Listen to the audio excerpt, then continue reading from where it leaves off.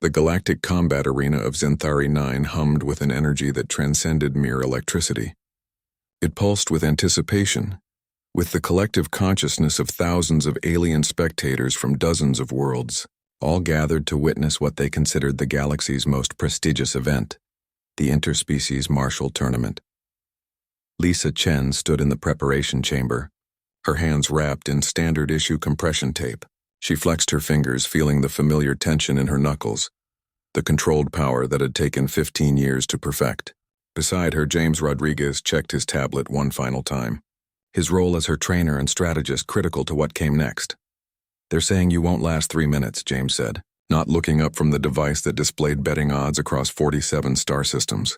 "The Krell champion Vexthor has a 97.3% predicted victory rate." Lisa smiled, that same calm expression that had unnerved opponents across Earth's fighting circuits. "Let them think what they want." The door hissed open and their escort arrived, a tall mantis-like being named Scrath, the tournament coordinator. His compound eyes regarded them with what might have been concern. "Human competitors," he clicked, his translator rendering the sounds into English. "I must remind you once more. No weapons of any kind are permitted in the arena. This includes projectile weapons, energy weapons, bladed instruments, or technological augmentation devices." "Understood," Lisa replied, holding up her bare hands. "Just these." Scrath's mandibles twitched, a gesture James had learned to recognize as confusion. "Yes, you're so appendages. I confess we reviewed Earth submission files extensively. Your species' reliance on unarmed combat is peculiar. Most civilized worlds abandoned such primitive methods millennia ago." James couldn't help himself. "Define primitive." "Combat without proper weapons is inefficient," Scrath explained as if to children. "The Krell use their natural armor plating and acid secretion glands. The Thorians employ their crystalline exoskeletons.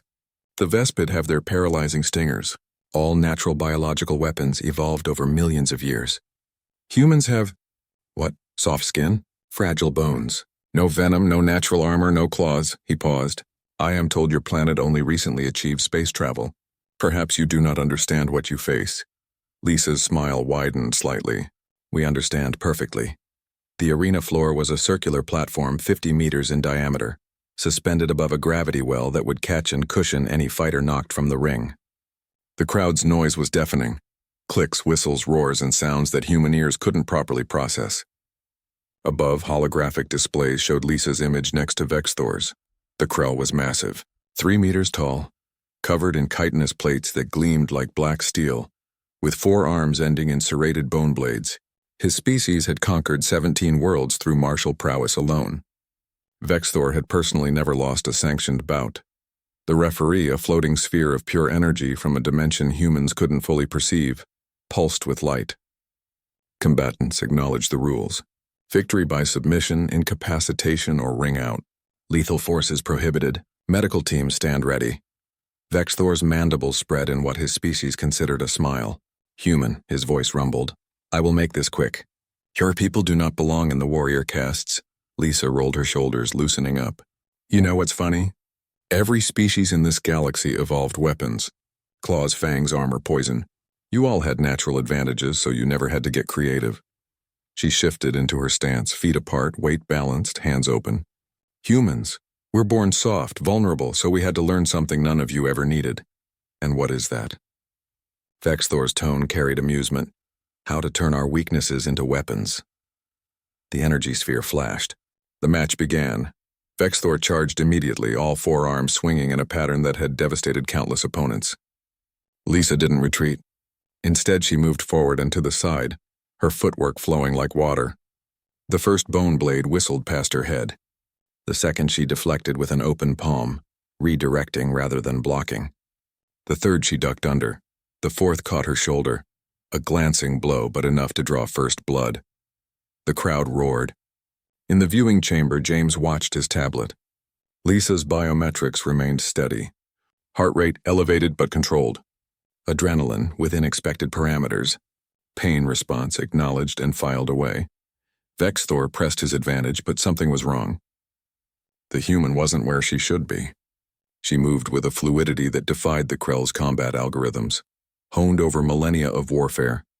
She was reading his body, anticipating his strikes before they came. Then Lisa stopped retreating. Her right hand snapped out, fingers rigid, striking the joint where Vexthor's upper left arm connected to his torso.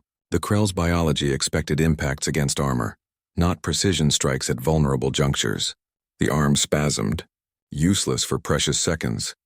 Lisa's left elbow crashed into what James had identified as the Krell's analog to a solar plexus, a nerve cluster behind the chest plate that controlled breathing. Vexthor staggered. "You see," Lisa said, her voice barely audible over the crowd. "Humans studied everything: physics, leverage, anatomy. We took what we learned and built entire disciplines around breaking what seemed unbreakable." Another strike, this time a palm heel to what served as Vexthor's temple. The Krell's inner ear, responsible for balance, exploded with disorientation. Skrath watched from the coordinator's booth, his mandibles frozen in shock. The human wasn't using strength. She was using knowledge. Every strike was calculated, targeting nerves, joints, pressure points that even the Krell themselves barely understood about their own biology. Humans spent 10,000 years fighting each other, James said quietly to himself, though Skrath's sensitive hearing caught it. Every war, every battle, every martial art, we documented it, studied it, perfected it. While you all relied on evolution, we relied on innovation. Vexthor swung wildly now, his technique abandoned for desperate power. Lisa caught his arm, twisted her hips, and executed a throw that sent 3 meters and 400 kilograms of Krell champion crashing to the arena floor. The platform shook. Before Vexthor could rise, Lisa was there. One hand positioned precisely against his throat, not cutting off air, but pressing the exact nerve cluster that would cause unconsciousness if she applied another gram of pressure. "Yield," she said simply. The proud Krell warrior, who had never surrendered, felt something new, fear, not of death, but of the creature who had reduced him to helplessness, without claws, without armor, without anything but knowledge and skill. "I yield," Vexthor whispered. The arena erupted. 47 star systems watched in stunned silence as the human stood, offered her hand to Vexthor, and helped him to his feet. James was grinning in the preparation chamber. Skrath approached as Lisa exited the arena. "Your hands," he said slowly. "They are weapons." Lisa unwrapped her tape, revealing calloused but otherwise unremarkable human hands. "Every part of us is a weapon if you know how to use it. That's what makes humanity dangerous. We didn't wait for evolution to arm us." She met the coordinator's compound eyes. "We armed ourselves with knowledge.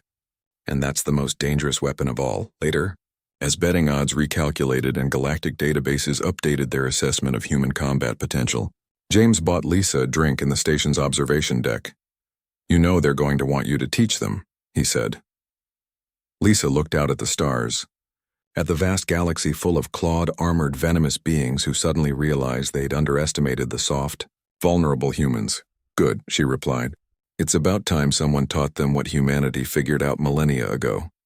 You don't need to be born a weapon to be dangerous. You just need to refuse to be a victim." And across the galaxy, in gyms and dojos and training centers on thousands of worlds, aliens began learning something new. They began learning to fight like humans. The end.